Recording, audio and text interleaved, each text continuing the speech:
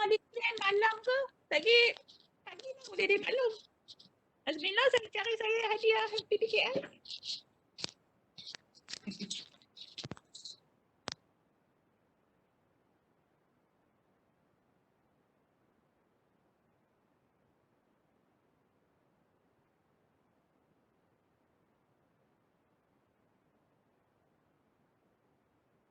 Buat nanti bawa dua lebih.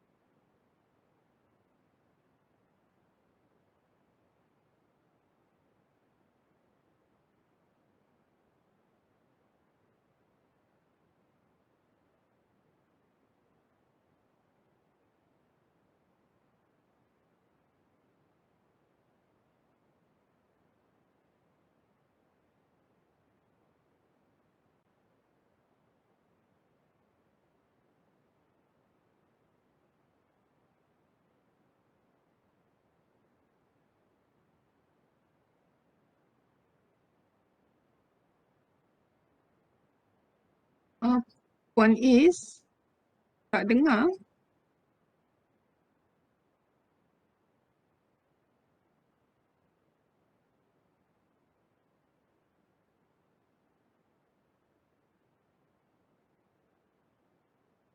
Suara ke? Tadi tak ada suara. Sekarang baru dengar.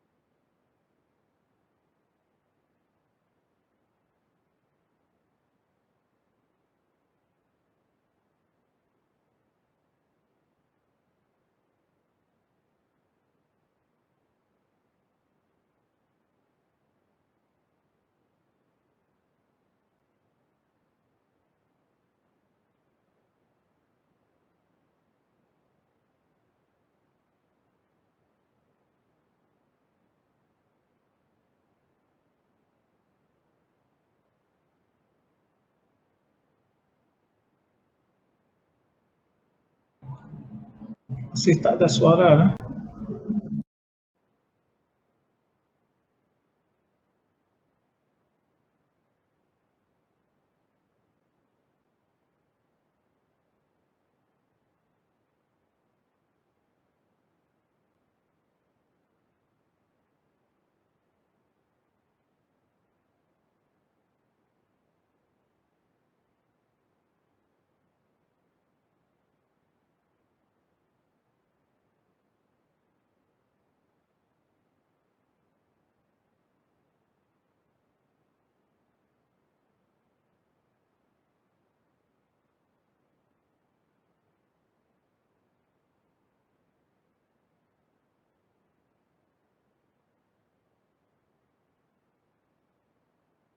Ada suara, tak ada suara.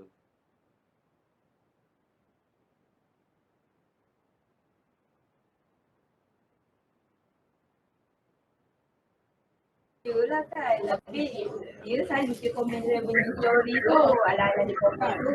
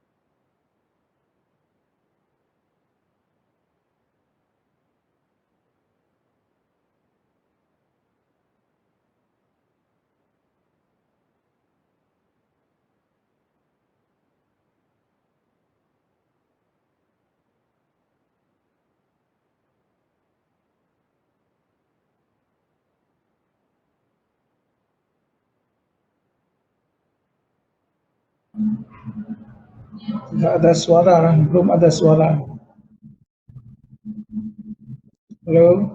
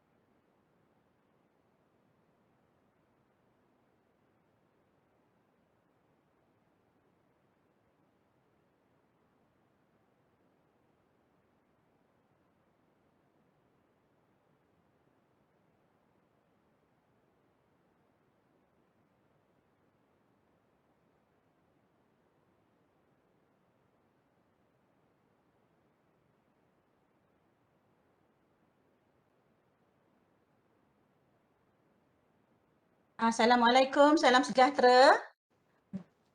Video. Waalaikumsalam. Alhamdulillah, ya Allah.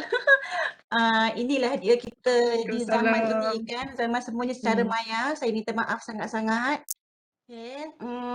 Baik, tadi saya cuba nak terangkan kepada rakan-rakan yang bersama-sama dengan saya dalam taklimat pengoperasian KPM Perkasaku ini. Saya nak jelaskan, tadi ramai yang dalam chat tu memohon bahan-bahan pembentangan sepanjang hari ini kan. Baik, bahan pembentangan hari ini, jangan risau, kami akan share dan saya akan terangkan nanti pada akhir sesi ini nanti bagaimana tuan-tuan dan puan-puan nak dapatkan bahan-bahan ini. Jadi, terus bersama-sama dengan saya sepanjang sesi ini. Okey, jadi tanpa melengahkan masa lagi, saya jemput Puan Nur Azah Ibrahim, KPP Kanan di bahagian pembangunan kurikulum untuk menjelaskan tentang dapatan ataupun laporan tinjauan awal kunjung bantu program KPM Perkasaku. Persilakan.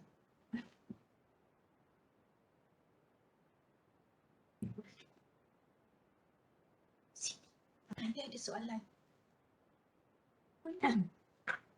Okay, A'udzubillahi minasyaitanirrajim. Bismillahirrahmanirrahim. Assalamualaikum warahmatullahi wabarakatuh dan selamat sejahtera kepada tuan-tuan dan puan-puan yang ada di talian kita pada pagi ini.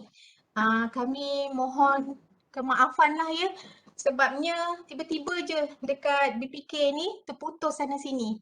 Jadi itulah, tak tahulah kenapa. Jadi kita harap dengan dapat disambungkan semula ni, kita boleh menyambung majlis kita pada pagi ni. Boleh dengar ke suara saya? Boleh Puan Ya? Azah. Baik, alhamdulillah. Jadi tuan-tuan dan puan-puan, kita dah rehat lama dan kita dah dengar banyak tentang cadangan, apa yang kita cadangkan, kaedah ataupun pendekatan project based learning ya, yang kita cadangkan untuk dilaksanakan dalam catch up plan 2 ataupun bridging program nanti ya.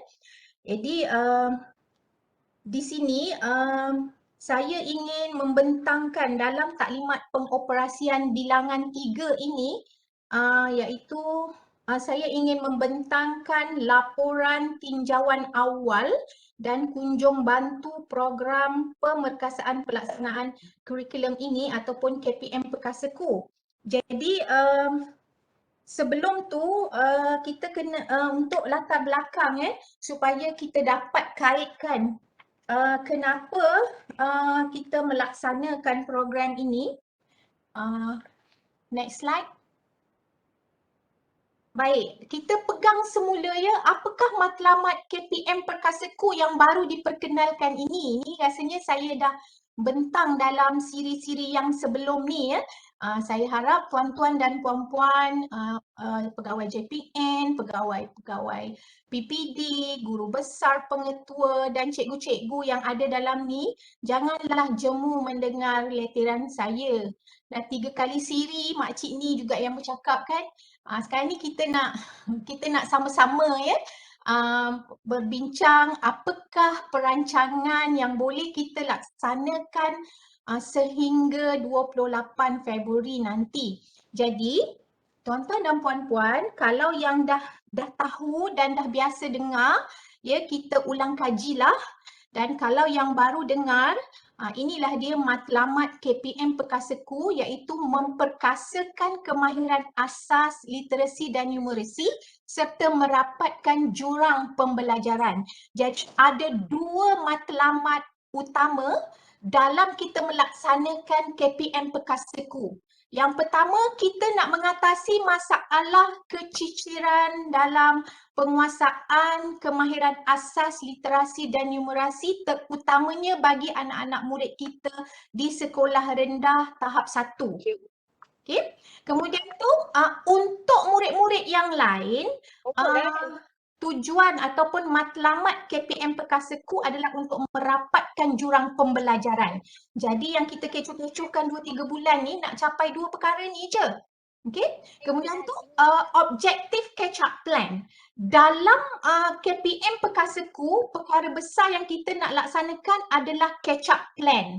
Apa yang Dr. Zihan dah terangkan tadi, kalau kita rumus balik, ada dua jenis catch up plan, iaitu catch up plan 1 dan catch up plan 2.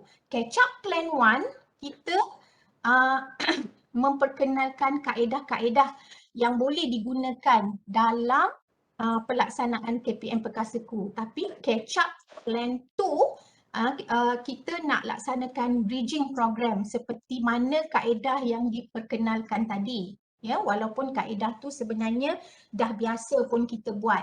Baik, antara objektif catch up plan adalah untuk pertama meningkatkan penguasaan kandungan asas kurikulum tahun semasa secara optimum. Kita ulang kaji balik.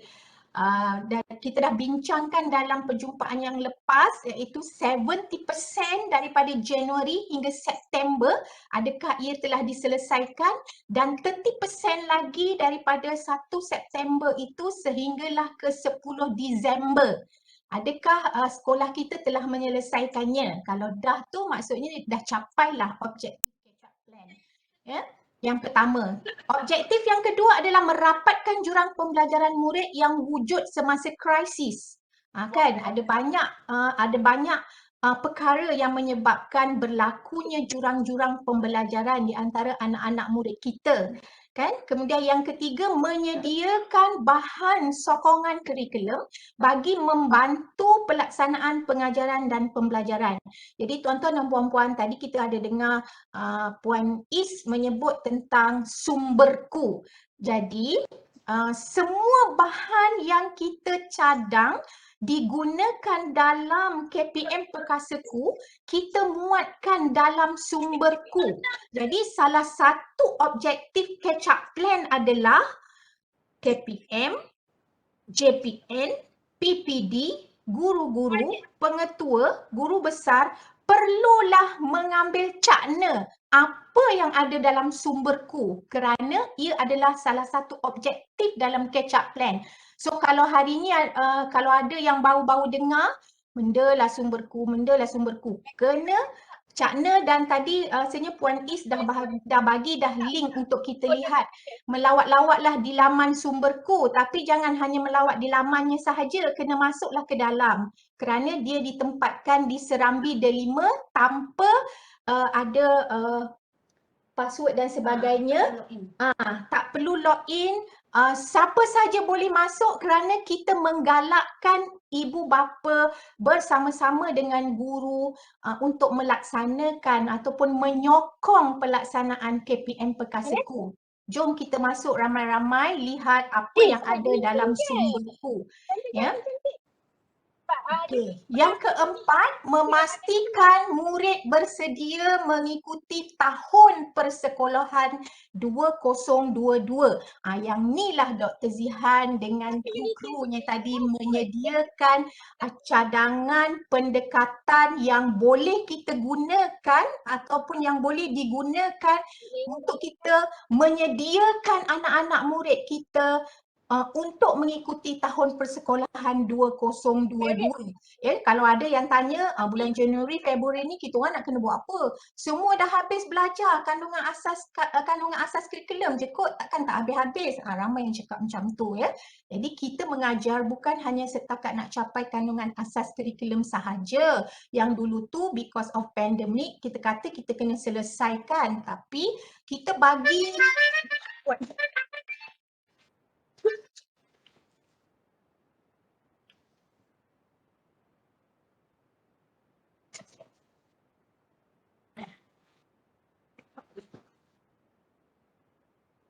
minta maaf, menjerit pula dia.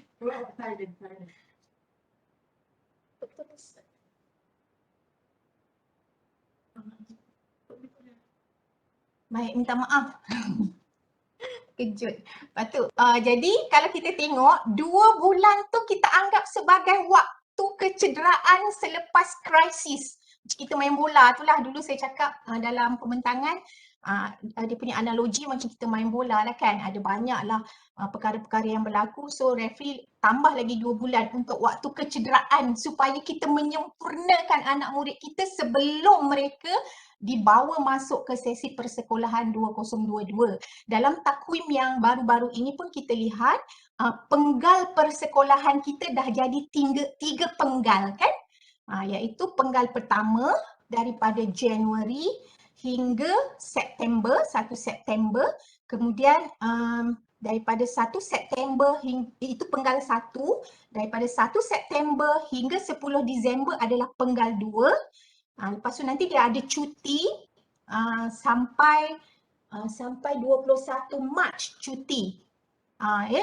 Dia persekolahan penggal ketiga daripada Januari hingga 28 Februari, lepas tu dia ada cuti kan. Cuba tuan-tuan semak takwim yang baru tu. Jadi daripada Januari, 1 Januari hingga 21 Mac itu dianggap sebagai penggal ketiga dalam persekolahan kita.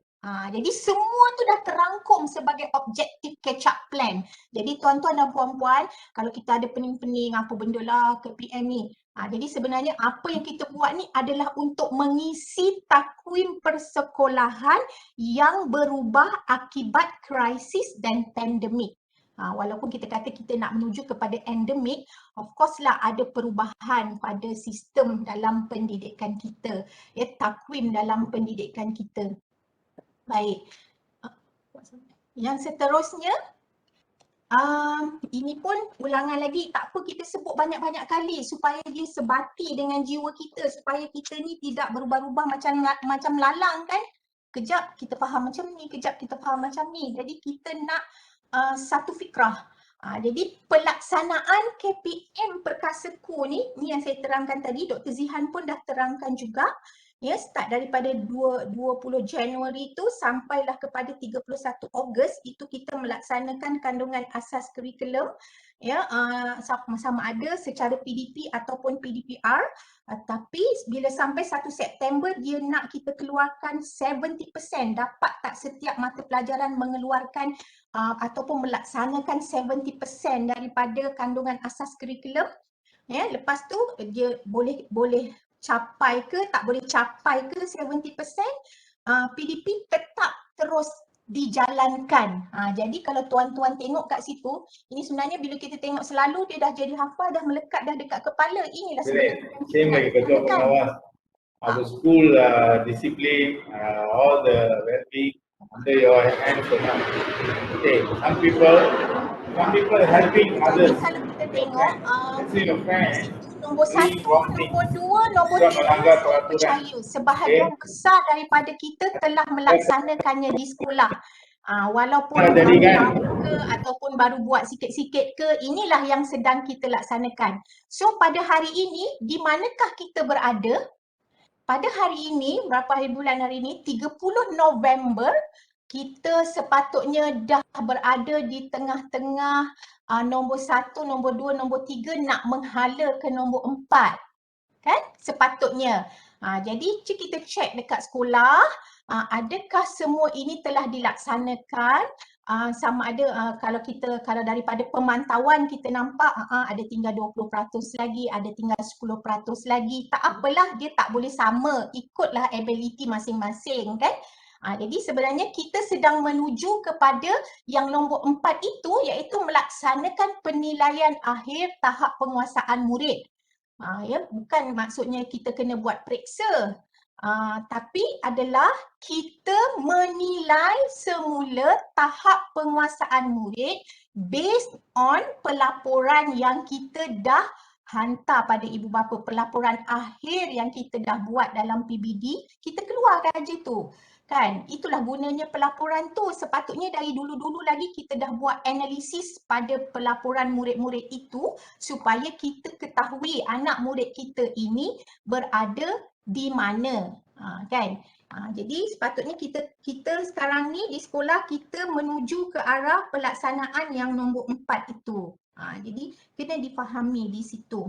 Baik, dan yang seterusnya, untuk perjumpaan kita pada hari ini, kita membicarakan tentang catch up plan 2 ataupun bridging program, ya, di mana ada dua laluan, sama ada anak murid kita ini dimasukkan ke program intervensi ataupun mereka diberikan pengukuhan dan pengayaan. Yang ni pun kita dah bincangkan. Saya cuma nak bawa sahaja supaya kita alert di manakah kita berada. Manakala PBD adalah berlaku secara berterusan. Macam mana pun bentuk PDP yang berlaku, saya tengok tadi ada banyak soalan PBD kan.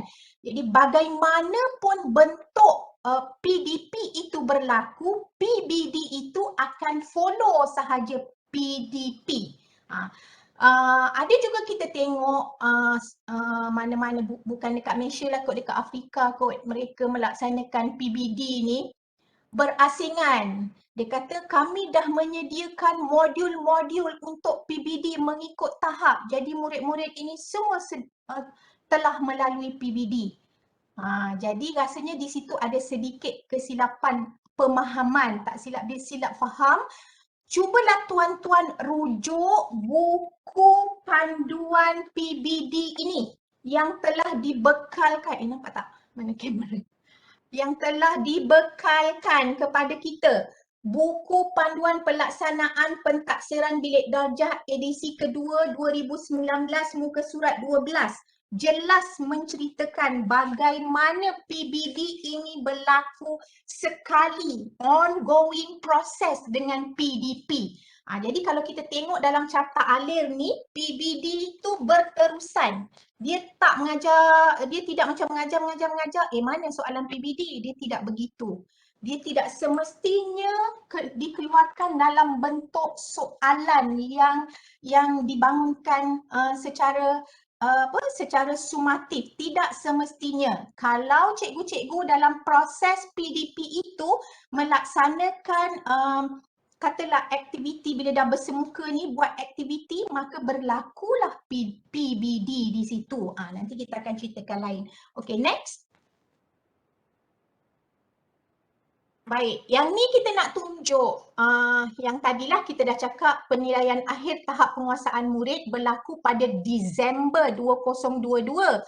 Bukannya murid tu yang diberikan soalan suruh jawab soalan, tapi guru yang akan menentukan kategori murid yang akan menyambung aktiviti PDP dan PDPR yang bermula pada 1 Januari hingga 28 Februari. Cikgu yang akan kumpulkan, tak payah kumpul sebab cikgu dah buat pun pelaporan murid tu. Cuma kita nak analyse dan categorizekan sahaja murid mana yang perlu diintervensikan dan murid mana yang perlu diberikan pengukuhan dan pengayaan. Maka berbincanglah kita sama-sama guru, pentadbir, ya, apakah program ataupun perancangan kita bila buka sahaja Januari 2022. Bukannya baru buka sekolah tu baru kita nak terfikir-fikir, baru kita nak merancang-rancang. Tidak, Disember tu lagi sebelum cuti sekolah kita dah sediakan perancangannya. Di sinilah JPN dan PPD kenalah melihat anak-anak buah masing-masing sekolah di bawah jagaan masing-masing, bagaimana sekolah merancang kena dibimbing. Sebab benda ni kira macam benda barulah kita nak laksanakan. Kan bila ditanya apakah perancangan Malaysia untuk mengatasi dua masalah besar akibat krisis pandemik ini, itu tadi iaitu keciciran dalam penguasaan literasi dan numerasi dan untuk mengatasi jurang pembelajaran. Jadi inilah yang kita laksanakan. Pertama, menentukan kategori murid yang akan kita intervensikan. Intervensi ni bukan maksudnya pemulihan sahaja. Ya, kadang-kadang dalam grup intervensi tu macam yang dah diterangkan oleh pegawai-pegawai mata pelajaran tadi, ada murid yang dia bukan lemah tapi dia tidak hadir PDP. Tadi ada soalan kan, dia tidak hadir PDP, macam mana kita nak bagi dia TP? Tapi kita boleh intervensikan dia. Bila dia tidak hadir, kita tidak boleh reka-reka TP dia sebab TP itu berlaku bila berlakunya proses PDP.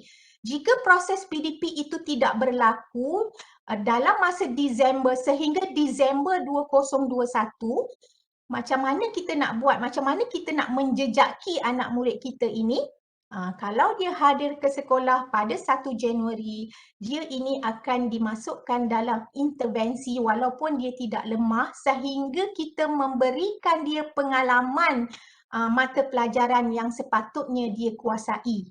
Jadi kalau tuan-tuan tengok kat situ, yang warna hijau tu pelaksanaan strategik bridging program, iaitu 2 Januari sehingga 28 Februari 2022 terdapat 2 laluan aktiviti PDP atau PDPR.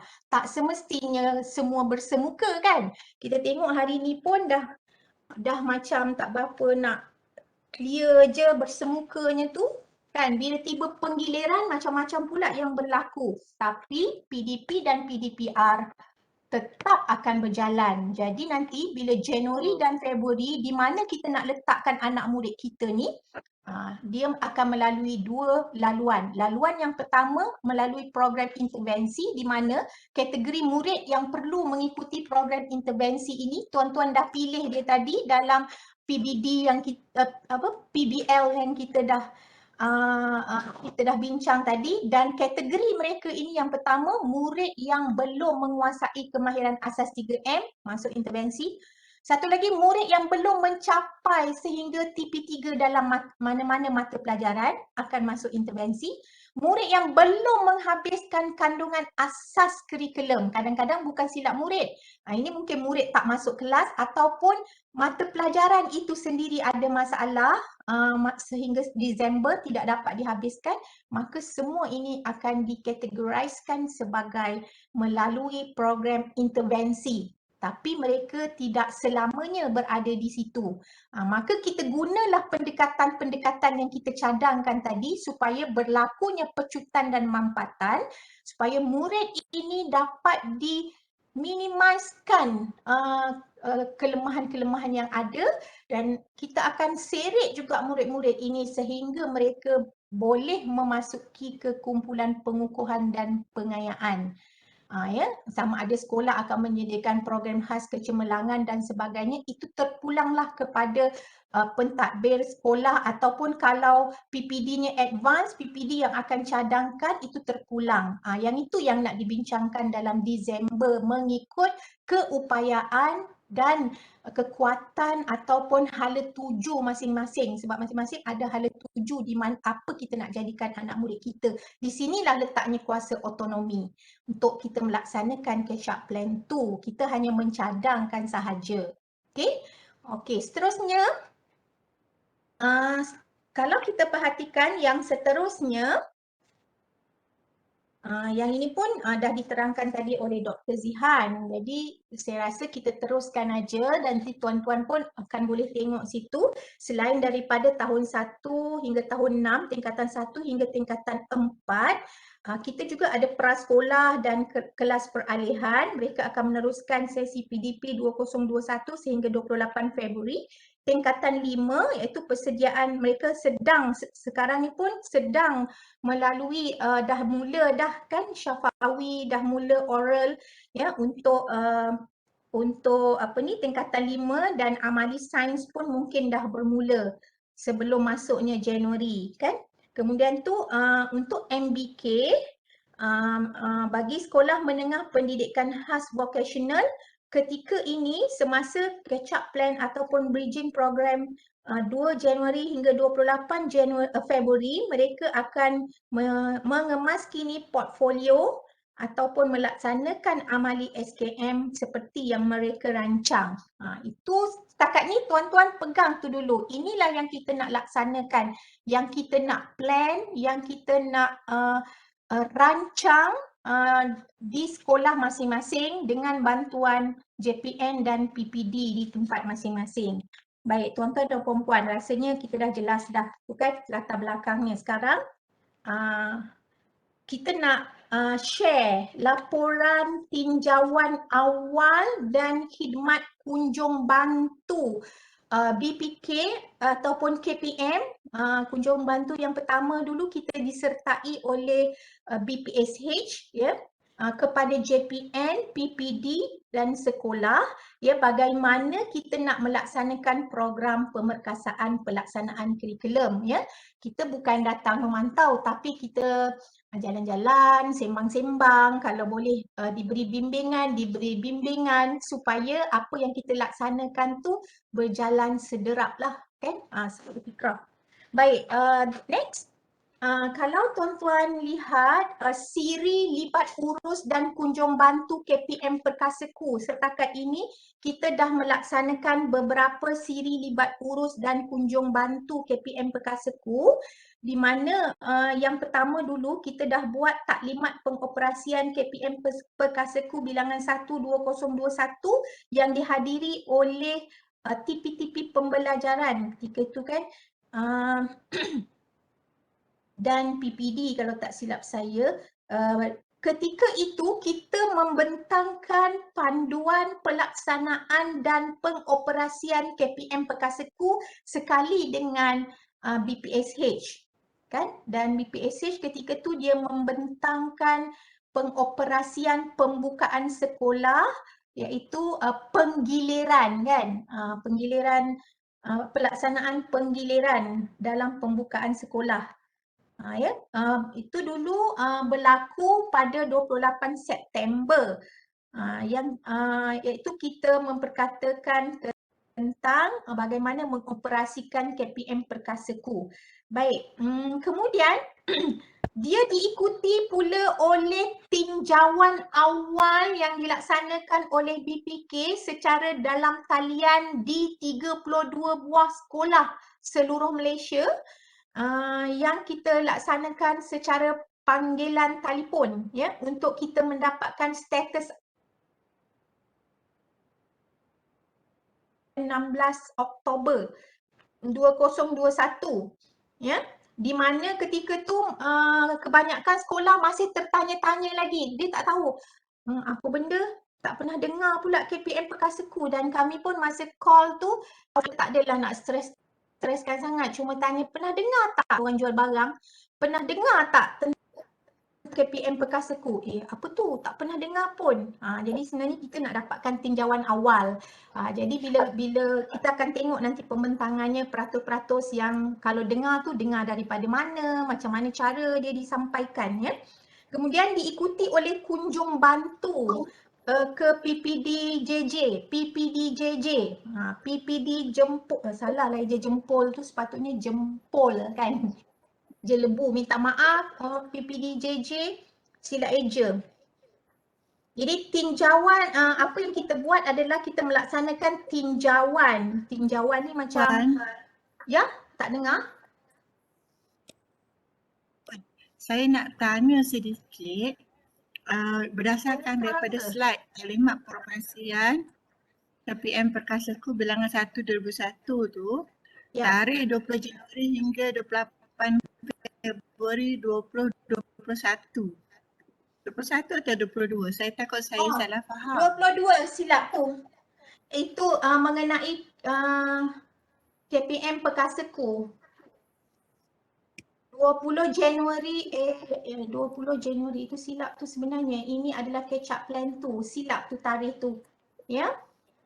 Abaikan sahaja tarikh tu. Sepatutnya 2022 ke? Dia sepatutnya 2022 tapi sebenarnya abaikan sahaja tarikh tu sebab dia dah silap, tak kena mengena pun dengan taklimat pengoperasian KPM Perkasaku. Sepatutnya dia macam ni, daripada 20 Januari 2021 hingga 28 Februari 2022. Tak boleh. Kan 2022 daripada setahun tu daripada 20 Januari. Kalau nak dikekalkan, kalau nak buang pun tak apa. Sebab you dah faham dah kan KPM Perkasaku dia bermula daripada 20 Januari 2021 hingga Februari 2022. Masa tu kita ceritakan secara umum pelaksanaannya. Baik, jelas? Baik. Jadi bila kita pergi Tadi ke sebenarnya ada line kurang jelas sikit Puan, ada line terputus. Mungkin Puan boleh masuk dalam chat, boleh kami rujuk terus ke dalam chat lah. nanti pegawai lain akan sambunglah dalam chat ya. Saya tak boleh chat sekarang. Baik.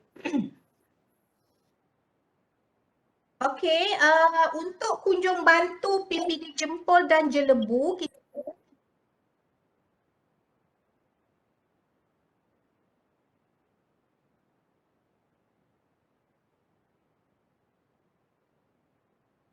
Suara putus-putus.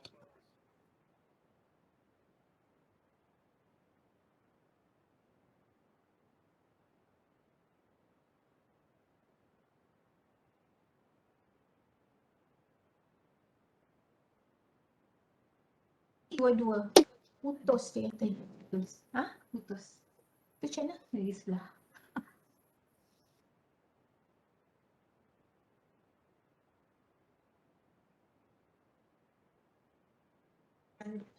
Saya minta maaf ya tuan-tuan dan puan, ada masalah teknikal lah. Sebentar lagi saya minta Ustazah Azhar ke tempat saya lah pula untuk sambung. Kejap ya. Okey.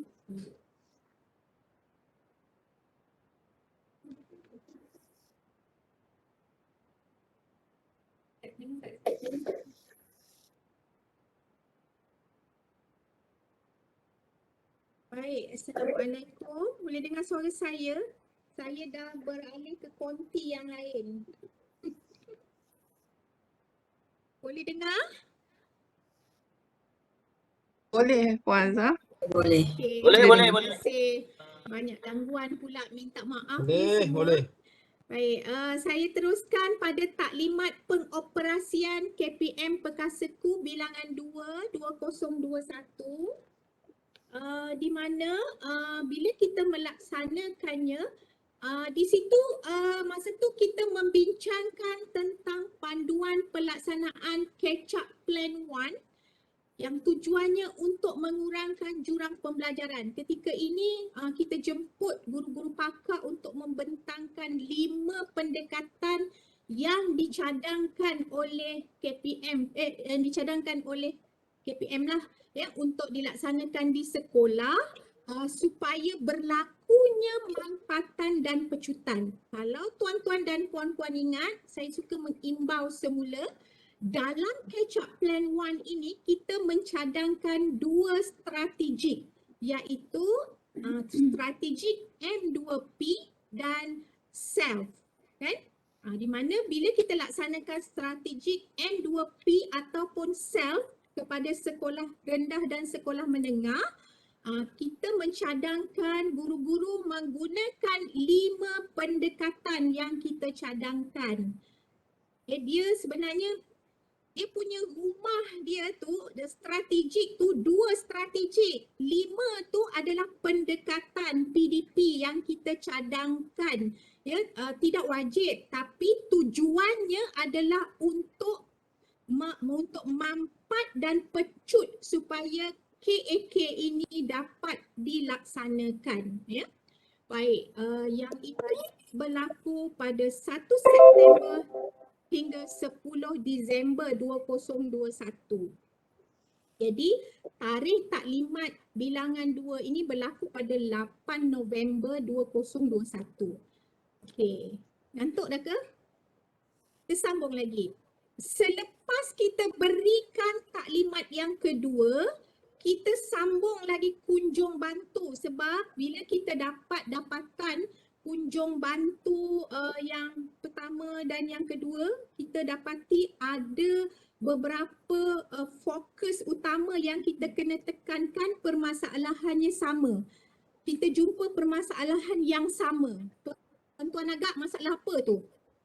Masalah pelaksanaan PBD. Itu yang kita jumpa sepanjang proses kita melaksanakan kunjung bantu. Jadi kunjung bantu yang seterusnya kita kata kita nak pergi ke 4 zon semenanjung, iaitu zon utara, zon tengah, zon timur dan zon barat. Zon barat? Okey, baik, tujuannya adalah untuk hari tu kita tengok surface sahaja ya, masa kunjung bantu yang awal-awal, tinjauan yang awal kita lihat surface saja. Seperti menggunakan bird eyes kan, kita tengok Puan Azhar, putus-putus suaranya. putus lagi.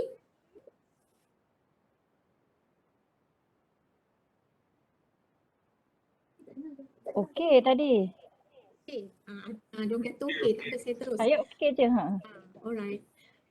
Jadi kan Suara sangat jauh, tak dengar. jauh, ya Allah, Kak duduk betul-betul kat tepi ni ha. Tak apalah, tengok macam mana ya. Baik, Kalau pakai dalam earphone tinjauan lebih yang jelas. pertama dan kedua, kita melihat secara surface. Maksudnya kalau hutan tu kita lihat daripada atas, kita nampak hijau je, cantik je. Macam you all punya green screen lah kan. Tapi bila kita pergi pada kunjung bantu yang ketiga ni, 4 zon ni, kita masuk ke dalam. Masa tu kita nampak ada banyak ranting-ranting yang patah, ada yang daun-daun kering, ada yang dimakan ulat, macam-macam ada kita jumpa. Dan ketika tu kita mengumpul maklumat dan sebenarnya kita memberikan juga khidmat nasihat untuk strategik perancangan catch-up plan di peringkat JPN, PPD dan sekolah untuk kita mewujudkan sekolah dan PPD showcase cadangnya dulu. Tapi kalau saya tengok sekarang ni yang aktif bergerak, yang saya nampak lah, saya tak nampak PPD lain sebab saya pergi ke situ, iaitu PPD Barat Daya di Pulau Pinang. Mereka sedang aktif bergerak menyampaikan KPM Perkasaku sebagai nukleus kepada PPD-PPD yang lain di negeri itu. Ya. Jadi itulah yang berlaku sebenarnya pada 10, 11 dan 12 November 2021. Dan akhirnya pada hari ini kita berada di sini, diizinkan Allah kita berada di sini dalam taklimat pengoperasian KPM Perkasaku bilangan 3, di mana bilangan 3 ini pada asalnya kita fokus kepada perancangan pelaksanaan catch-up plan 2 ataupun bridging program yang insya-Allah akan berlaku pada 1 Januari hingga 28 tu dah cuti hingga 24 ataupun 2 hingga 3 Januari. Akhir sekolah tu 23 hingga 24 Februari kan, 23 hingga 24 Februari. 20, ini pun silap lah. 2022. Minta maaf ni tak berganjak tahun lagi. Baik, jadi tuan-tuan dan puan-puan, ini adalah secara overview-nya bagaimana siri libat urus dan kunjung bantu KPM Perkasaku yang kita laksanakan sehinggalah hari ini. Jadi kita harap tuan-tuan dan puan-puan yang berada bersama-sama kita pada hari ini dapat mendapatkan fikrah yang sama, ya, supaya pelaksanaan kita ini dapat kita selaraskan. Hadiah, ya bila sentence. Tak. Kita pun baru nak turun hari ni. Macam-macam saya dengar ni, ada yang cakap pasal hadiah lah. Baik, next slide. Kita pergi laju-laju lah ya, dah pukul 12. Okay, next slide. Next slide adalah apakah kaedah yang kita gunakan dalam pemantauan tersebut. Jadi kalau kita tengok tinjauan awal yang saya cakap tadi tu melalui panggilan telefon pada 16 buah sekolah rendah dan 16 buah sekolah menengah di seluruh negara. Tapi kita call je, kita sembang-sembang je. Tapi kita dapat juga dapatan kan. Kemudian yang kedua, kunjung bantu secara temubal dan bersebuka di 2 buah sekolah rendah dan 2 buah sekolah menengah di PPD Jempol Jelebu. Dan yang ketiga, kunjung bantu dan memberi khidmat nasihat kepakaran tentang perancangan dan pelaksanaan. Ini penting ya. Perancangan dan pelaksanaan peringkat JPN, PPD dan sekolah. Jadi JPN, PPD dan sekolah kena take action. Dah ada perancangan ke? Di sini kita pergi 4 buah sekolah rendah dan 4 buah sekolah menengah di 4 zon di Semenanjung. Okay, next slide. Dapatan temubual melalui talian telefon. Terus Ni antara sekolah-sekolah yang kita pergi rasanya tak payahlah kita tengok satu persatu kan, tak habis pula kita kan. Cuma kita nak tengok pada maklum balas guru. Next slide. Maklum balas guru. Antara persoalannya, adakah ketika itu pada ketika itu kita melaporkan, adakah guru telah mendapat pendedahan tentang KPM Pekaseku? Jadi daripada 14 responden, 10 mendapat pendedahan. Kita tanya kalau tahu dapat kat mana. Dia kata guru besar dia, pentadbir dia yang cerita tentang KPM Pekaseku, tapi 4 lagi bagi tahu, dia kata dia jumpa dekat media sosial, webinar dan JPN. Betul lah tu kan, semua tu dilaksanakan oleh KPM. Jadi kat situ kita lihat bahawa ada banyak sumber-sumber yang sepatutnya dikuasai oleh pentadbir sekolah, oleh JPN dan PPD untuk kita selaraskan pemahaman tentang KPM Pekaseku. Okey. Suara puan makin perlahan. Ya Allah, kesian saya. Pergi dah tekak. Baik. Maklum balas yang kedua, maklum balas guru. Kita tanya dekat guru kan bila kita pergi PPD, bila kita pergi dekat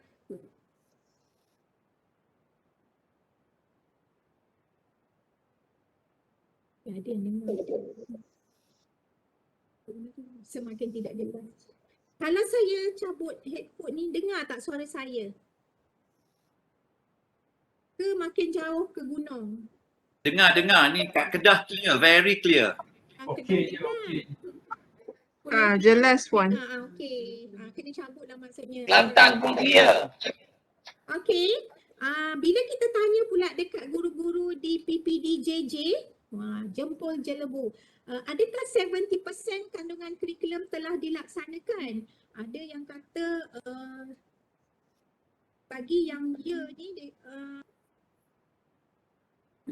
bagi yang kata ya 87.5% yang warna biru tu kata dia dah capai dah 70%. Dia kata kami ajar belaka dah bulan Julai lagi hari tu kami dah habis dah 100%. Ada yang cakap macam tu. Jadi kita pun alhamdulillah lah. Sebab kalau tak ada KPM Pekaseku pun memanglah cikgu-cikgu buat kerja yang sama kan. Cumanya bila kita kata adanya KPM Pekaseku, kerja-kerja kita tu menjadi lebih teratur kan. Ada strategiknya yang kita nak capai.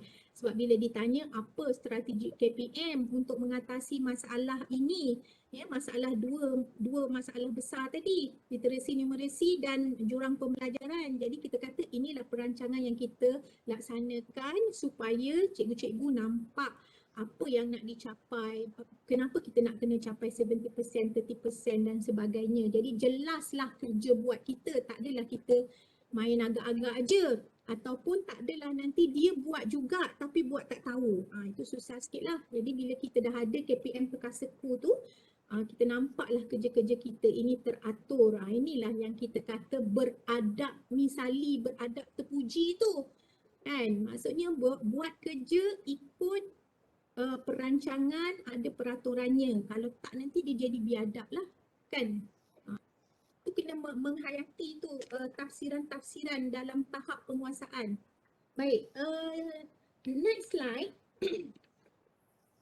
Jadi dalam kunjung bantu yang pertama hari tu, kita dapat melihat guru-guru ini sebenarnya telah ada yang merancang kan, bila cikgu-cikgu, ini cadangan kita sebenarnya, bila cikgu dah selesai melaksanakan 70% kandungan kurikulum, masa kita pergi hari tu ada 28 orang guru yang telah menyelesaikan 70% kandungan kurikulum, maka mereka hendaklah meneruskan PDP bagi menghabiskan kandungan kurikulum, melaksanakan pengukuhan dan pengayaan.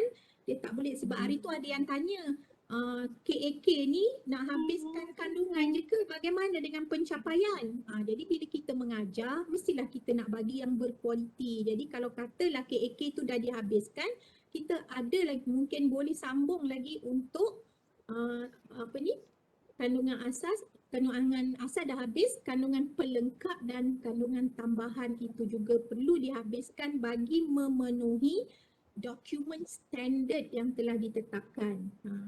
Kemudian ada yang cadang kata dia bila dia dah habis tu dia mengulang kaji topik-topik tertentu untuk persediaan SPN ataupun mereka buat juga eksperimen yang dulu tertangguh masa PDPR. Jadi ni antara perancangan yang mereka laksanakan lah kalau dah habis. Kalau tak habis lagi ada 4 orang guru. Kenapa mereka ni tak habis? Macam-macam sebab lah mereka ni tak habis. Ada yang kata yelah bila tak habis ni murid-murid ni murid-murid istimewa. Ajar alif ba hilang, ajar ba alif hilang, ajar A dapat tiba-tiba B tak ingat, ajar B tak ingat langsung sampai ke Z. Kan? Jadi berlaku benda-benda macam tu lah antara sebabnya yang menjadikan PDP itu tidak dapat menghabiskan, bukan tak dapat ni sebenarnya belum dapat menghabiskan silibus pada tarikh yang ditetapkan. Jadi kalau tak dapat, gunalah cadangan-cadangan pendekatan yang kita cadangkan dalam sumberku. Jangan sumberku ni dia tak boleh pergi dekat laman-laman dia je. Kena masuk ke bilik-bilik dia sebab kita dah menyediakan untuk 30% kandungan sehingga bulan 12 tu telah disediakan dan disusun dengan baik dalam sumberku. Jadi pergilah kita melawat ke situ. Kita tak perlu lagi nak pilih sesuai ke tak sesuai, semua dah dikategoriskan. Tak tidur malam orang kru-kru sumberku ni menyiapkan bahan-bahan untuk tuan-tuan dan puan-puan mengajar. Kan? Jadi kita memanfaatkanlah apa yang telah ada. Kemudian tu ada juga kata dia akan memberikan kelas tambahan, tapi saya tak tahu kelas tambahan ni nanti diorang nak buat macam mana, sedangkan kita pun penggiliran. Dan ketika tu kefahaman tentang penggiliran pun tak berapa nak faham, tapi sekarang ni saya rasa dah lebih faham dah. Dan mereka juga menyediakan modul yang menyisipkan topik-topik penting. Baik. Jadi itulah pemantauan yang pertama yang kita dapat. Yang seterusnya untuk pemantauan dan kita bukan pemantauan ni, kunjung bantu yang seterusnya. Itu sebenarnya itu untuk panggilan telefon ya, yang ini barulah ke jemput dan jemput. Jadi saya pergi laju-laju je lah, dah mula boring lah tu. Suara okey, Sabah jelas, Sarawak jelas. Okey, alhamdulillah. Tak ada suara, nampak slide je. Cik Jelani Suhaili ni tak tahu kat mana. Baik. Untuk PPDJJ kita dapat 25 responden guru. Semuanya kebanyakannya guru-guru yang berpengalaman kan. Baik, terus kita pergi slide yang seterusnya. Status pelaksanaan kandungan atas kurikulum sehingga 1 September di sekolah rendah. Kalau kita tengok lebih 70% di sekolah rendah, 80% maksudnya yang warna oranye tu untuk yang lebih 70%, yang warna biru tu untuk yang kurang daripada 70% bagi sekolah rendah. Ni masa awal-awal dulu ni kita datang sekolah pun diorang ada yang baru dengar, ada yang PPD-nya dah jelaskan tapi dia tak tahu lagi macam mana nak buat. So kita bimbing mereka pada ketika itu bagaimana mereka nak menghabiskannya ataupun apakah kaedah-kaedah yang mereka boleh gunakan. Okay, next slide.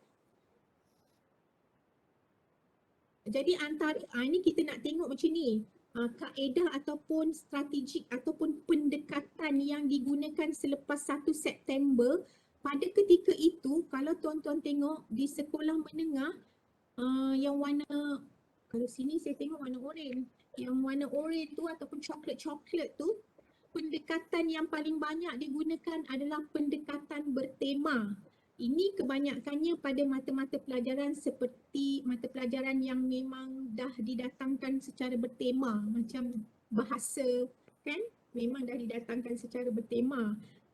Kemudian tu kalau kita tengok pendekatan yang kedua adalah pendekatan modular. Tapi ketika itu berlaku kesalahfahaman tentang pendekatan-pendekatan ni. Bila kita tanya macam mana modular tu? Maka mereka pun tunjukkanlah modul-modul yang ada. Jadi tuan-tuan dan puan-puan nanti study balik dalam taklimat yang kedua hari itu, kita dah cakap modul pendekatan modular tu bukan modul. Nanti marah Cik Umi dah menerangkan dalam penerangan yang lepas. Kan modular tu bukan modul. Tapi kita melaksanakan modular bila kita mencantumkan yang sama dia punya learning outcome-nya dengan kita melaksanakan secara horizontal ataupun vertikal ataupun kita laksanakan secara non-linear. Itu kena study lah, tak boleh kat sini rasanya masing-masing dah tahu dah tu. Okey, itu antara pendekatan-pendekatan yang digunakan. Dan tuan-tuan kalau tengok hasil daripada dapatan ini, yang itulah grup-grup Dr. Nozihan mencadangkan kita menggunakan project based learning, ya, kerana mungkin sebelum ni kita tak nampak bagaimana project based learning boleh digunakan untuk kita mampat dan pecut kandungan asas kurikulum. Itu nanti kena study lain lah. Kalau kita dengar daripada pembentangan tadi, rasanya jelas kan bagaimana ia boleh dilaksanakan.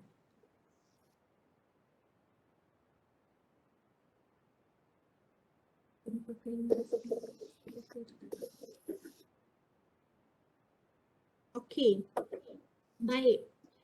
Slide yang seterusnya.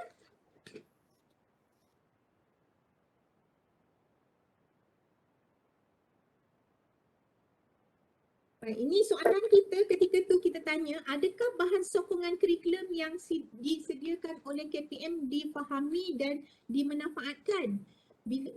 Kenapa 100%? Bila kita tanya, dia kata semua orang faham, 100% semua laksana.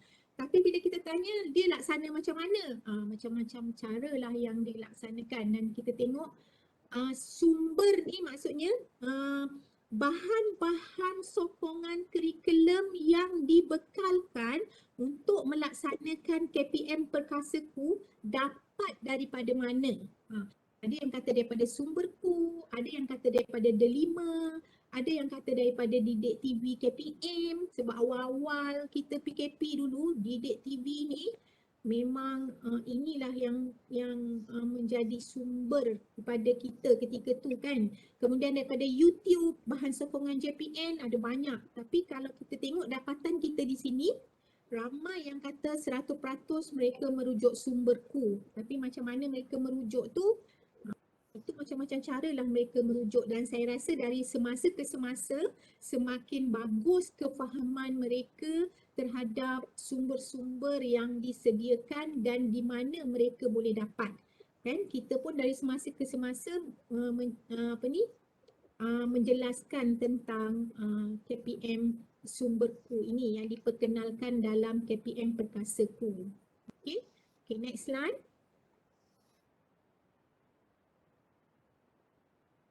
Ini kita check PBD ya. Kita check PBD, kita tanya pelaporan PBD tu dilaksanakan macam mana? Semua kata okey, kami dah laksana 2 kali setahun melaksanakan pelaporan PBD.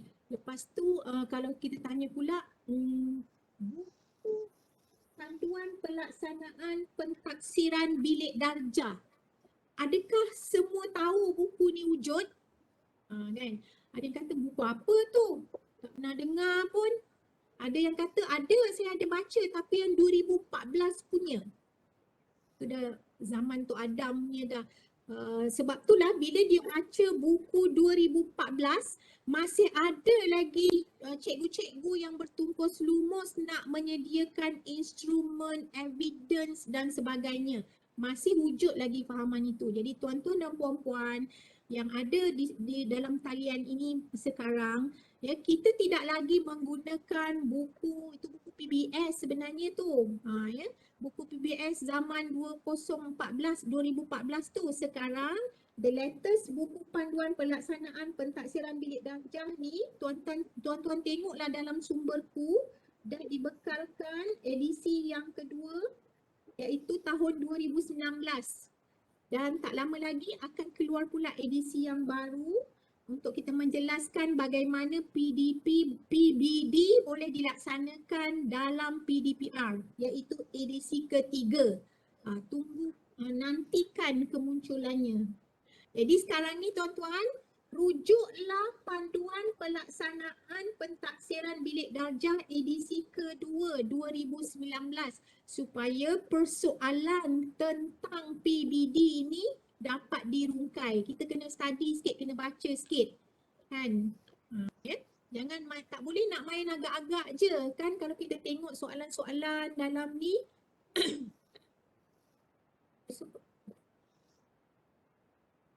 kalau kita tengok soalan-soalan dalam ni, ramai yang tanya tentang boleh tak PBD itu diubah kan. Sebenarnya PBD ni tafsirannya kita tak boleh ubah ikut suka hati kita. Yang boleh diubah adalah penguasaan murid tu. Kalau dari awal kita lihat ability murid tu hanya diberikan TP2 atau TP3 kan, apa bukan maksudnya tak ada lulus, dia tak ada lulus, tak ada gagal. Kita melaporkan perkembangan murid dan dia boleh berubah dari semasa ke semasa mengikut perkembangan murid. Tuan-tuan dan puan-puan, di sini saya nak mengambil kesempatan kita kembali semula ke pangkal jalan. Apakah maksud pentaksiran? Kan PBD ni. Pentaksiran bermaksud proses mengumpul data perkembangan murid untuk dilaporkan supaya cikgu boleh melaksanakan PDP yang seterusnya based on ability murid itu. Bukannya nak meletakkan skor ataupun nak membandingkan di antara seorang murid dengan murid lain, tapi kita membandingkan individu murid itu sendiri. Bulan Julai dia dapat berapa, dia di mana, where are the student, bagaimana performance dia. Itu semua ada diterangkan di muka surat 12 buku panduan pelaksanaan PBD. Boleh nampak tak? Ini dia, kalau nampak, inilah dia bukunya. Comel sangat bukunya, tapi kan kita agak-agak je. Tak nak baca. Dalam tu jelas, tak ada pun kata dalam buku tu kita kena keluarkan TP dulu, baru kita tengok standard pembelajaran, baru kita mengajar murid, barulah kita buat soalan ikut TP. So sad tu. Jadi kita jangan menyesatkan orang lain. Baca dalam buku ni, kita kena mengajar, habiskan dulu standard kandungan dan keseluruhan standard pembelajaran. Kita siap mentaksir menggunakan instrumen yang kita bangunkan sendiri based on standard pembelajaran. Barulah kita tengok standard prestasi untuk menentukan where are the student. Ada dalam muka surat 12 buku panduan pelaksanaan pentaksiran bilik darjah. Jadi tuan-tuan dan puan-puan, saya nak pantunlah sikit kat sini. Penat lah kan? Berburu di padang datar, dapat rusa berbelang kaki. Kita ni kalau berguru jangan kepalang ajar. Nanti dia jadi macam bunga kembang tak jadi. Jadi buat PBD ni janganlah macam bunga kembang tak jadi. Nanti kan budak-budak tu tak jadi orang-orang dia. Jadi kita kena study lah balik buku PBD ni. Penat dah rasanya menerang buku PBD ni. Okay, next slide. Ini yang kita dapatlah dari pemantauan. Tanya sikit. Siapakah itu?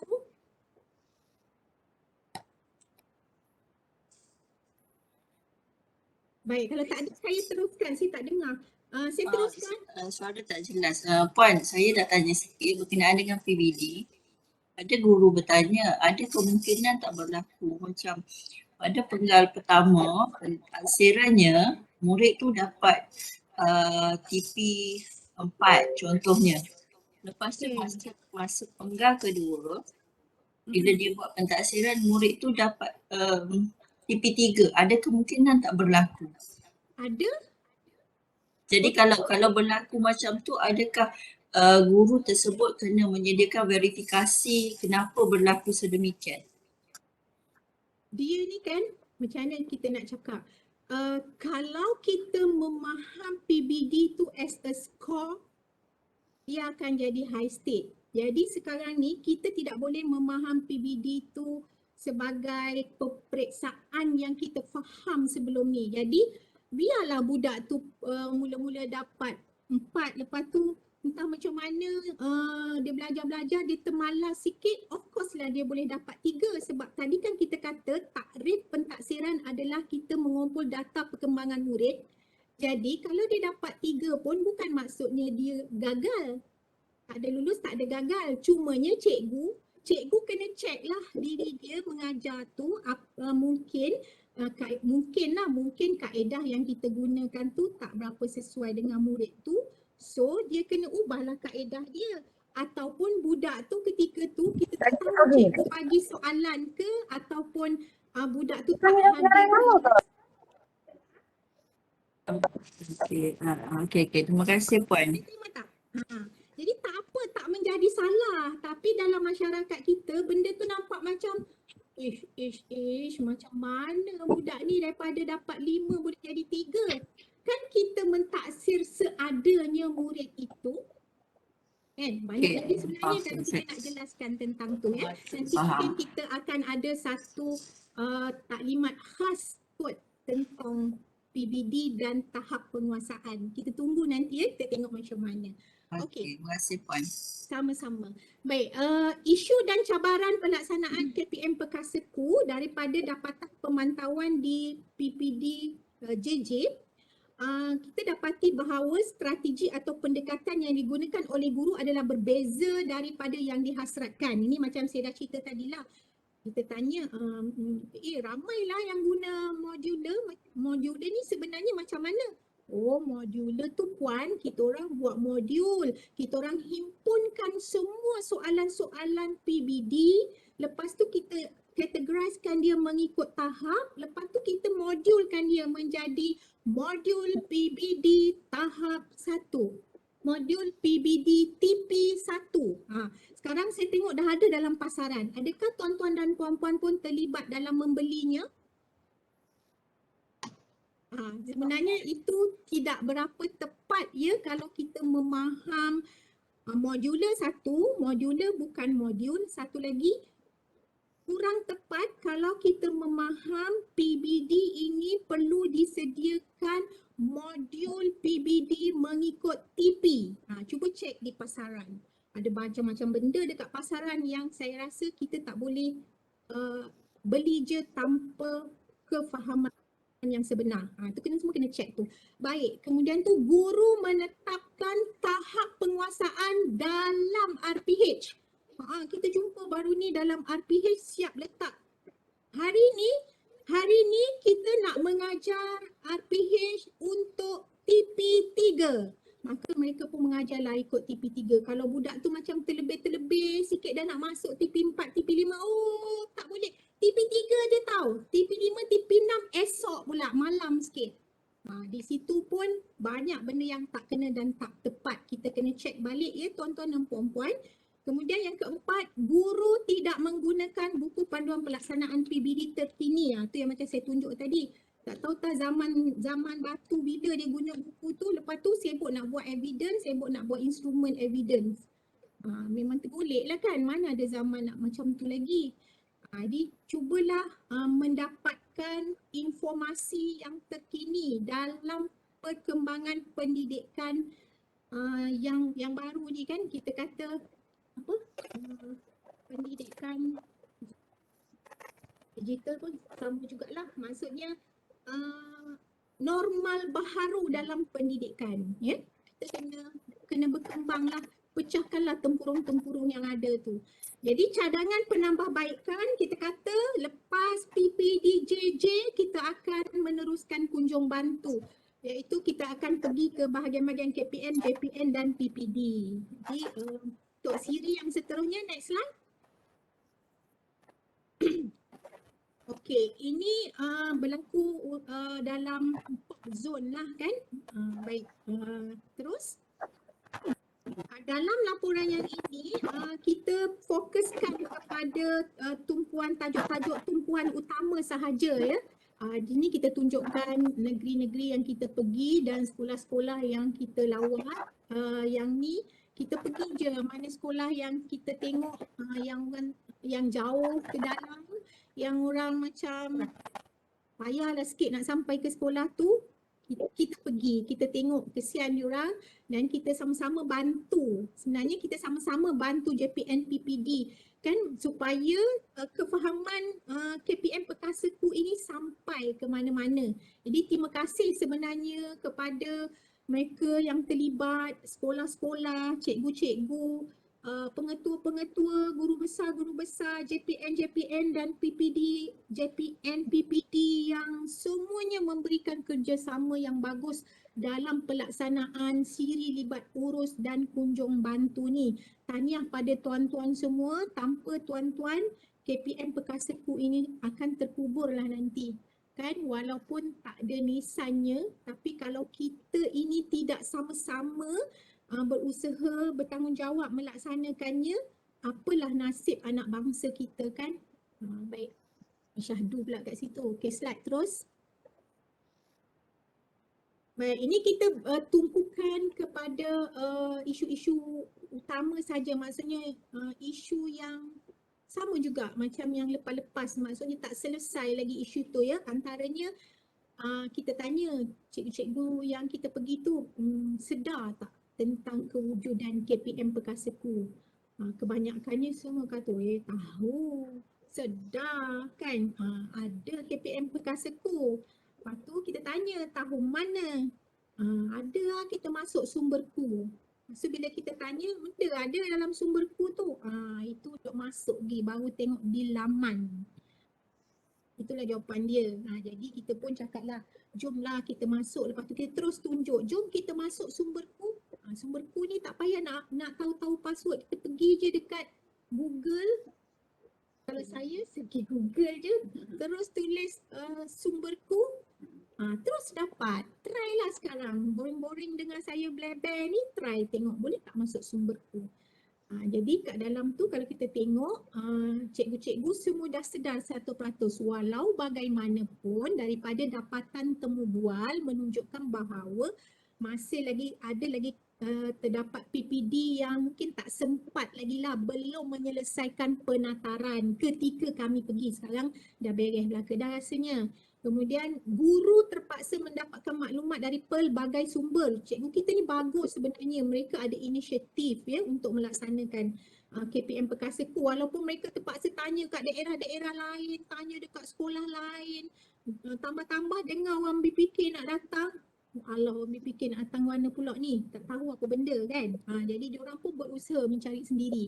Di hal ini menunjukkan bahawa penataran maklumat berkaitan KPM Perkasaku adalah tidak menyeluruh ketika itu. Sekarang saya rasa JPN PPD dah bertindak, dah rasa diceruk rantau.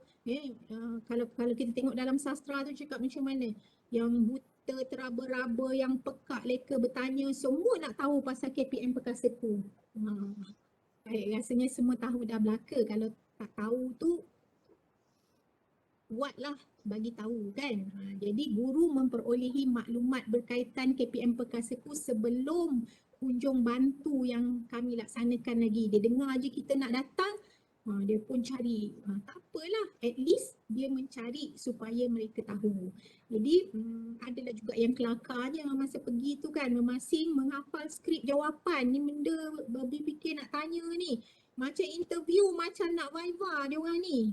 Ada yang berpeluh-peluh, padahal kita borak je pun kan, kita tanya je, tak ada apa pun. Tapi biasalah, kalau orang nak datang tengok kita, of course lah kita rasa macam hai kan. Tapi sebenarnya tak ada apa, kita nak share-share je. Okey, jadi rasanya lepas kunjung bantu hari tu semua dah mahir dah melaksanakan pendekatan-pendekatan dan kaedah yang kita cadang tu supaya semua anak-anak murid ni dapat dilaksanakan pecutan dan mampatan. Baik, next slide.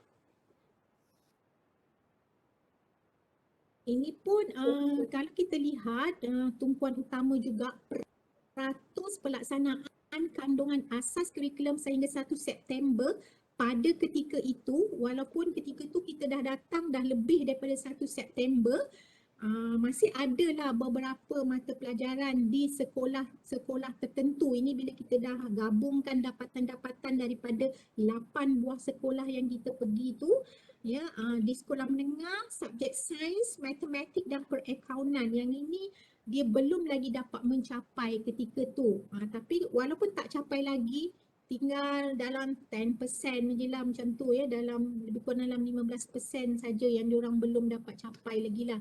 Kan, atas sebab-sebab yang tertentu. Di sekolah rendah, kebanyakannya pemulihan dan pendidikan Islam. Jadi yang pemulihan ni pun hanya ada di sekolah rendah lah kan. Bila kita tengok kenapa tak boleh, sebab pemulihan ni sukar untuk dilaksanakan kalau tidak bersemuka. Sebenarnya itu antara jawapan-jawapan mereka lah.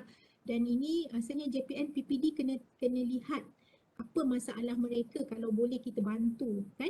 Jadi kalau kita tengok kat situ adalah persen-persennya ya, cikgu-cikgu ni yang telah melaksanakan sehingga 100% pun ada kandungan asas kurikulum sebelum masuk September lagi, sebenarnya dah ada yang menghabiskan. Ya, itu biasalah. Baik, seterusnya tumpuan utama, yang ini yang kita kata pelaksanaan pentaksiran bilik darjah ni, tiga jenis pemantauan dan kunjung bantu ataupun tinjauan yang kita laksanakan, semuanya kebanyakannya ada masalah pelaksanaan pentaksiran bilik darjah. Ya, kalau kita tengok sini 18.4% guru tidak membaca buku manual panduan PBD edisi kedua. Kan ada yang kata ada ke buku ni? Mana buku ni? Itulah. Kita pun cubalah tengok ada. Okey, 70% guru dia baca pun tak faham dengan kandungan manual PBD edisi kedua ni. Dia kena baca ramai-ramai saya rasa. Lepas ni nanti kita kena buat macam baca kitab kot. Baca harfan biharfin. By word. Tiap-tiap word ni kita kena buat apa? Kita kena buat huraian kat sini. Kena dibuat bedah siasat rasanya supaya betul-betul faham bila kita melaksanakan. Kemudian 40.8% guru tidak menonton video penerangan berkaitan PBD. Padahal kan kita menyediakan video ni, tak tahu nak cakap lah, nak menyediakan ni sampai tak tidur malam. Ya, jadi cubalah kita manfaatkan. Video-video ni menarik sebenarnya. Dan satu lagi 34.7% guru tidak pernah melihat infografik berkaitan PBD. Masa kita datang tu kita cerita, kita kata jom kita tengok dekat sumberku. Kita jom tengok, ada rupanya cantik infografiknya. Tetapi ada juga yang dah print tu kan, dia tampal, memang cantik dan diorang kata mudah nak faham kalau kita tengok infografik berkaitan pelaksanaan PBD ni. Jadi tuan-tuan dan puan-puan ada dah laka. Jadi kita manfaatkanlah apa yang dah ada. Kita dah keluar bajet dah berpuluh-puluh ribu, beratus ribu bajet untuk menyiapkan bahan-bahan pelaksanaan pentaksiran bilik darjah ni kan. Jadi kita manfaatkanlah apa yang ada tu. Jadi daripada dapatan temu bual menunjukkan macam tadi juga guru masih kurang jelas berkaitan pelaksanaan PBD dan penetapan tahap penguasaan murid dalam menentukan standard prestasi. Ini masa tinjauan yang ini kita ada jumpa TP tu, kalau dulu sebelum ni kita jumpa letak TP dalam RPH, tapi ini kita jumpa TP diletak dalam RPT lagi dah ada TP. Yang tu macam sakit lah sikit nak betulkan, dia dah mendarah daging tu.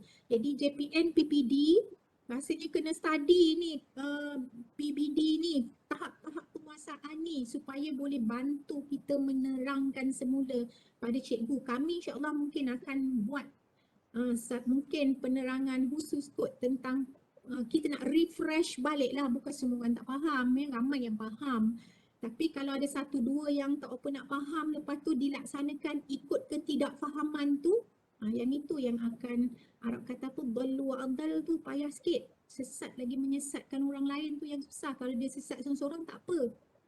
Okey. Jadi berlaku penetapan TP sebelum bermulanya proses PDP dan PBD, termasuk menentukan TP dalam RPT dan RPH. Maksudnya dia ambil dulu performance standard.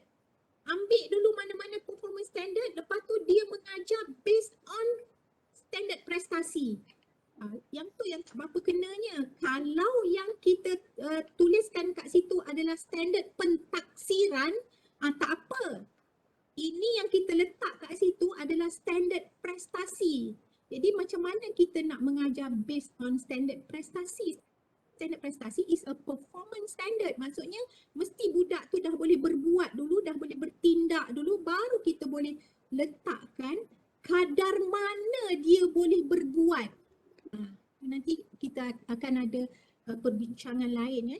Jadi perkara ini bercanggah dengan peraturan pentaksiran bilik darjah yang termaktub dalam buku panduan PBD edisi kedua muka surat 12. Jadi jom kita ramai-ramai tengok dekat muka surat 12 tu apa dia kata. Tepat tak dengan apa yang kita dah laksanakan selama ni?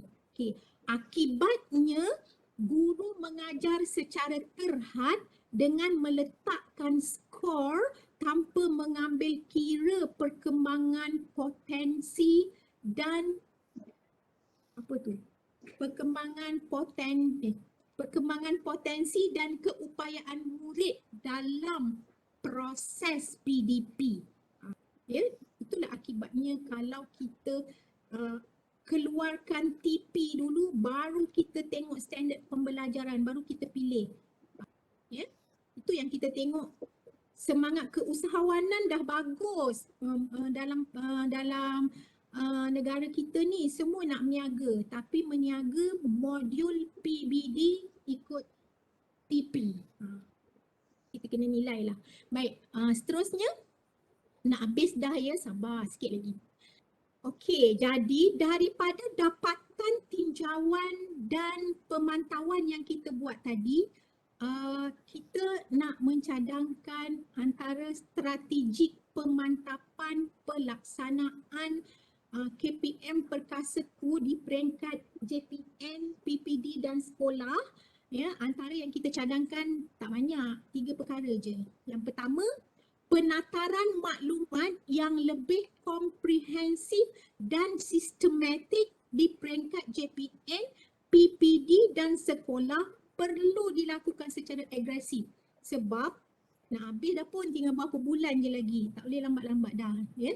Nanti yang dijemput belum, yang dijemput dah tiba, yang menjemput tak sampai lagi. Apa tu? Cuba fikir-fikirkan.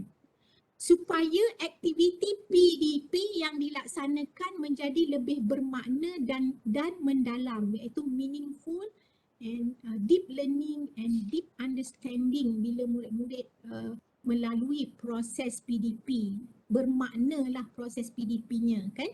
Baik, cadangan yang kedua, sistem pemantauan dan pelaporan yang lebih berkesan perlu dirancang dengan teliti di peringkat JPN, PPD dan sekolah, di mana membina kepakaran yang berinformasi di peringkat JPN dan PPD supaya guru dapat menyampaikan sesuatu yang benar dan seterusnya menghasilkan modal insan yang berkualiti dan berpenghayatan di peringkat pelaksanaan, kan? Baik, dan cadangan yang ketiga, memmaksimumkan impak professional learning community ataupun PLC dalam mengupayakan sistem mentoring kepada guru sebagai pelaksana di sekolah, iaitu peranan SIC dan SIC Plus sebagai subject matter expertise ataupun SME dalam melaksanakan bimbingan kepada guru. Jadi mereka ini kena diangkatkan, kan? Tak boleh di-silentkan saja, bekerja dalam silo, tak boleh. Okay, satu. Dan peranan SIP dalam mengupayakan penjaminan kualiti di sekolah pun sangat penting, kan? Okey. Habis dah kot, next slide. Dah habis dah. Jadi untuk setakat ni dah kat pukul 1 dah. Jadi saya ingat kita berhenti sini dulu. Kita teruskanlah catch up plan kita. Tengok kesian dia catch up tak dapat.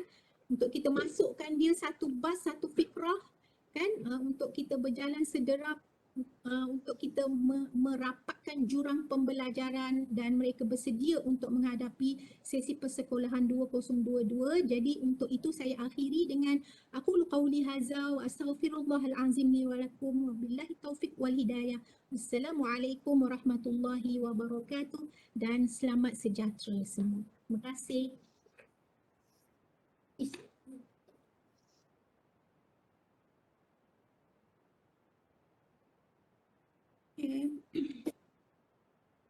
Terima kasih diucapkan kepada Puan Nuazah binti Ibrahim, KPP Kanan di Sektor Dasar dan Pendidikan Kurikulum, bahagian pembangunan kurikulum.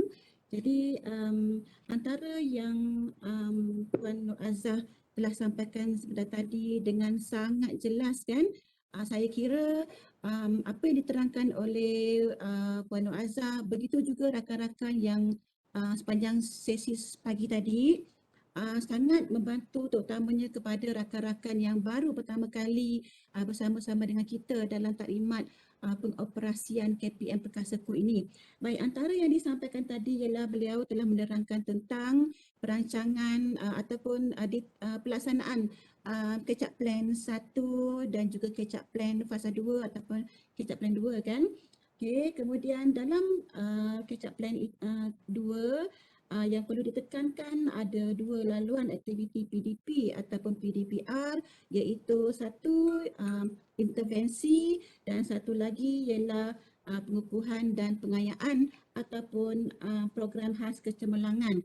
Baik, ada juga disentuh bahawa untuk perancangan KAP Fasa 2 ini, semua murid sekolah rendah dan sekolah menengah terlibat kecuali murid tingkatan 5 kerana mereka dalam persediaan untuk menghadapi SPM, murid prasekolah dan juga murid kelas peralihan akan meneruskan sesi persekolahan seperti biasa. Okay, yang itu pun jelas. Kemudian satu lagi Puan Haja Nur Azah telah pun membentangkan laporan tinjauan awal kunjung bantu yang telah dilaksanakan oleh bahagian pembangunan kurikulum dan hasil dapatan itu telah pun diterangkan dan antaranya yang tindakan daripada BPK ialah kami melaksanakan program hari ini iaitu taklimat untuk menerangkan bagaimana kita nak plan untuk KAP 2. Okay, kemudian itulah tadi telah diterangkan dan ada juga dalam amanat pengarah bahagian pembangunan kurikulum kita minta bantuan pihak JPN, PPD, pengetua guru besar dan juga rakan-rakan guru sekalian untuk membantu kita meningkatkan tahap penguasaan murid-murid kita melalui KPM Perkasaku dan daripada taklimat ini kita jelaskan tentang bagaimana nak merancang KAP Fasa 2 ini. Dan Puan Nuazah juga telah menerangkan tentang sumberku. Tadi nanti petang nanti pun saya akan sentuh juga tentang sumberku, apa yang ada dalam sumberku, bagaimana nak akses sumberku dan sebagainya. Kemudian ada juga disentuh tentang pentaksiran bilik darjah. Okey, bagaimana apakah isu dalam pentaksiran bilik darjah yang berlaku sekarang? Okey, dan kemudian bagaimana nak menentukan tahap penguasaan sebab ini perlu difahami dengan jelas. Kalau ada lagi kekeliruan pihak JPN dan pihak PPD, mohonlah bantu guru-guru kita untuk mengatasi kekeliruan inilah. Okey, baik, tadi saya nampak buku PBS 2014. PBS sekarang ni tuan-puan kita dah ada yang terkini buku PBD ataupun buku panduan pelaksanaan pentaksiran bilik darjah adalah buku edisi 2 2019.